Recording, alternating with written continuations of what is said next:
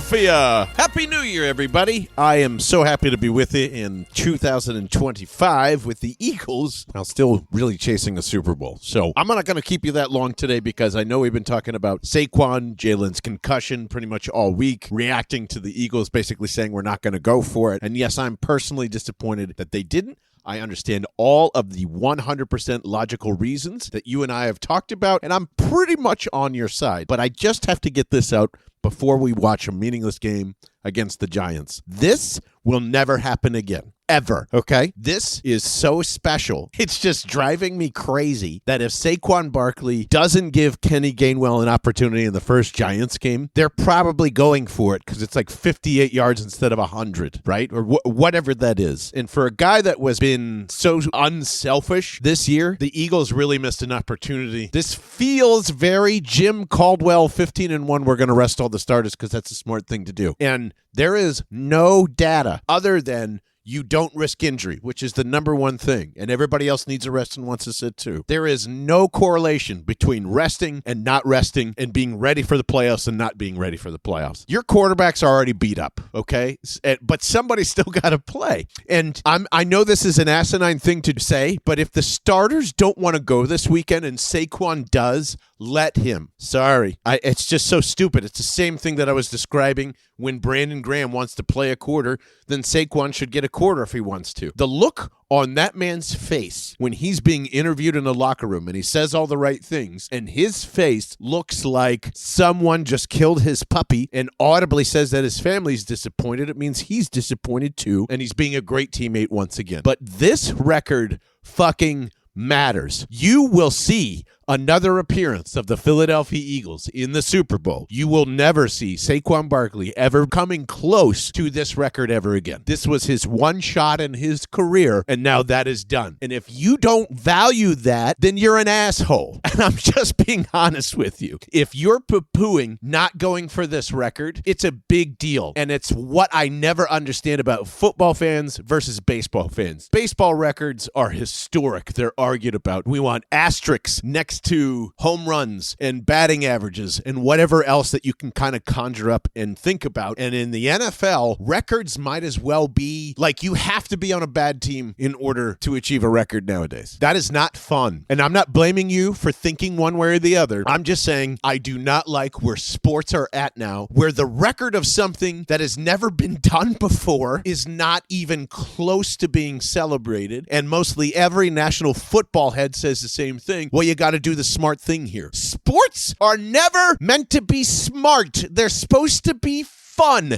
And the more fun that we keep drawing out of this for a chance to win a championship, not to guarantee it, this is not fun. And the more things that the NFL continues to do and surround itself with betting and surround it with all this other shit other than fun stuff, enjoyable storylines that we can keep continuing on in a now 17 and without a doubt an 18 game schedule sometime in our lifetime. It's just becoming what can we shit out and what can we analytically discuss as a sport? And I'm sorry, I don't like it. I don't like it.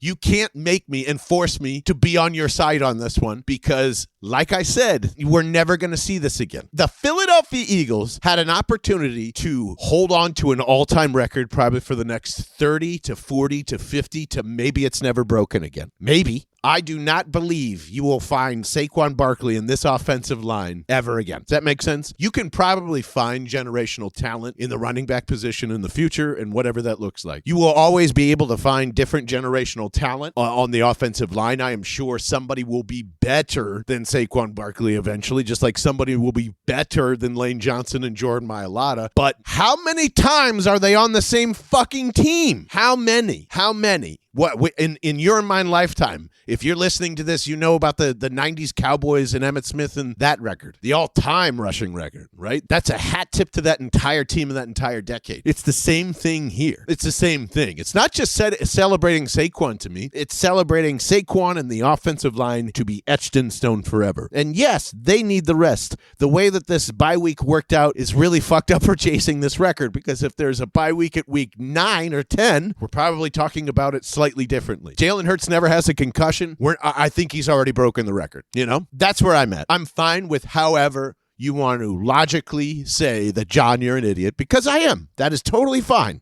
But to say that this doesn't matter to SAQUON is ridiculous. And if people want to think that it might affect the first game out, I can see that. I don't think in any way that SAQUON is going to suddenly not play as well because he doesn't have this. I just believe he probably would have been at a 14 energy level instead of a 9 or 10, which he's probably going to be at anyway. He's going to give it to you no matter what. I am sure he's going to rip 190 yards, and everyone's going to feel fine about beating the shit out of the Packers. But I'm not happy that they're not chasing history. I hate it. As if that won't fly forever as well. And no, I wouldn't be saying this if the Eagles still didn't have a Super Bowl. It's not even a question. But that happened already. The Nick Sirianni quote still sticks in my mind. I want to do great shit. Well, let me tell you this. This isn't doing great shit. This is hoping to do great shit, and that's different to me. This is right in front of your face. And let me ask you this on my way out, too, because this is the most untalked about thing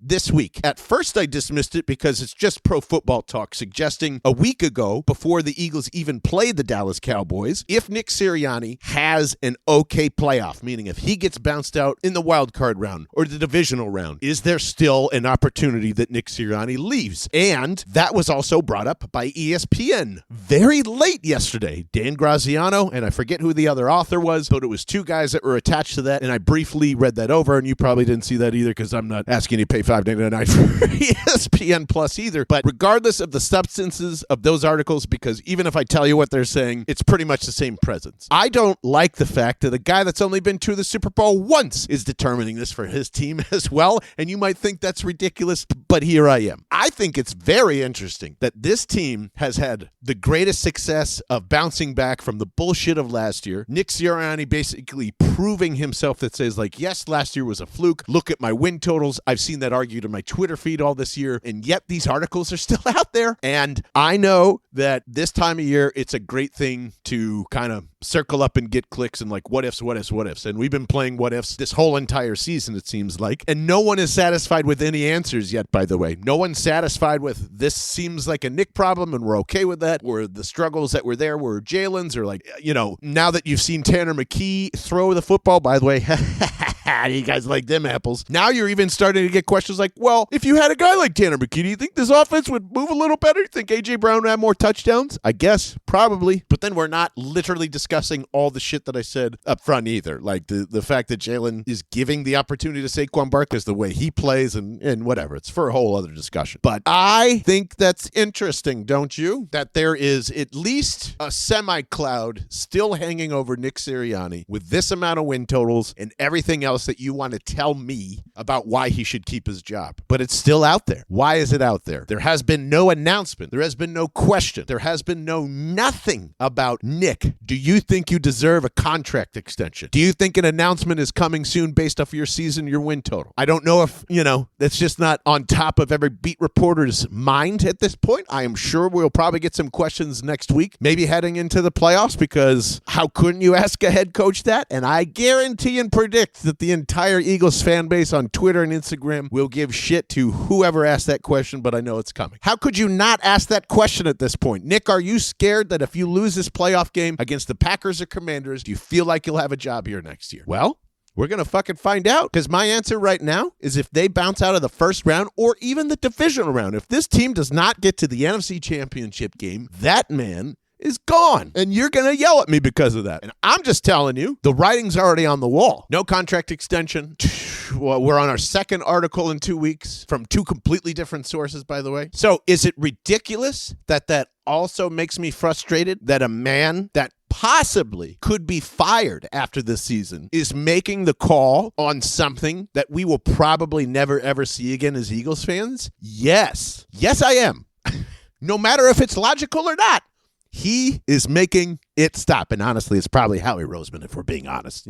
I think Howie's making all these calls. Jeff's making all these calls. Nick's doing a very good job of executing them. Okay. So whatever it is, I think this is frustrating, more or less. This team is really good. It is Super Bowl or bust, with or without Saquon's record, in a season at the beginning of the year where it looks like it was going to be either Nick or Jalen's ass. So I don't know what that tells you, but if we're trying to assess what everyone does and what everyone doesn't, we're going to come right back to that same Office Space discussion that we were having last season with Nick Sirianni. What exactly do you do here? That man's not Andy Reid. He went to a Super Bowl, but he didn't win one, and that's the difference in between him and Doug. And Doug was fired rather quickly for a guy who won a Super Bowl, and we know why, because he's about to get fired again and probably replaced by Ben Johnson down in Jacksonville. So that's my two questions to you as we're heading into this meaningless, semi-meaningless football game in which we'll see Tanner McKee continue to kick a lot of ass and probably have some phone calls said about him to both radio stations in the area of Philadelphia. So you let me know what you think at John Barchard. Feel free to chime in anytime, and I will see you next week ramping up for what I assume is going to be the Packers. I'm going to get loud, I'm going to get angry, and we're going to kick some ass. I will talk to you very soon. See you guys.